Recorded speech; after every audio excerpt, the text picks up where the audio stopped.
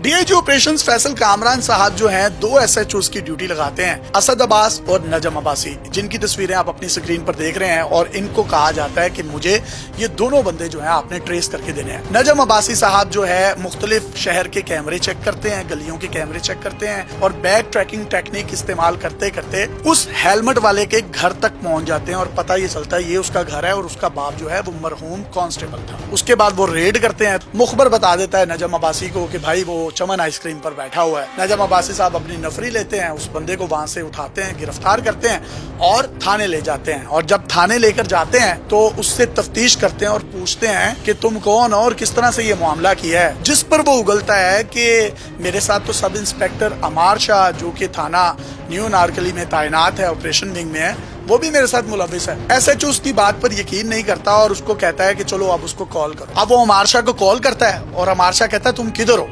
जिस पर वो कहता है कि मैं तो गुजरात में हूँ। अमार शाह साहब उसे कहते हैं मैं तुम्हें 50,000 रुपए भेज रहा हूँ, तुम जो है गुजरात से कराची निकल जाओ और उसके बाद तुमने ईरान इराक चले जाना है और 2-3 महीनों के बाद तुमने वापस आना है, वरना CCD तुम्हें फड़का देगी।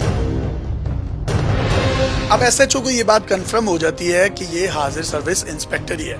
वो उसको कहता है दोबारा कॉल कर। SHO इस हेलमेट वाले से उस डाकू सब इंस्पेक्टर को दोबारा कॉल करवाता है। उससे कहता है कि तुम जरा थाने में जाकर देख कर तो आओ, उधर मामलात क्या चल रहे हैं। वो कहता है ठीक है मैं देख आऊंगा। और इसी दौरान नजम अब्बासी साहब असद अब्बास SHO को कॉल करते हैं कि वो आ रहा है, उसको बिठा लेना। अब वो शादरा थाना के SHO के पास पहुंचता है और वो उसको बिठा लेते हैं और उसके बाद इसको गिरफ्तार करके CCD के हवाले कर दिया जाता है। और ये शख्स जो है अब CCD के पास है। अब देखना ये है कि ये जितने भी डकैत हैं इनको तो मावरा अदालत पुलिस मुकाबलों में मार दिया जाता है। क्या इसके साथ भी इस तरह का मामला होगा? लेकिन मैं तो पर्सनली भी ये चाहूंगा कि इसको भी कानून के कटहरे में लेकर आया जाए, इसको मावरा अदालत ना मारा जाए।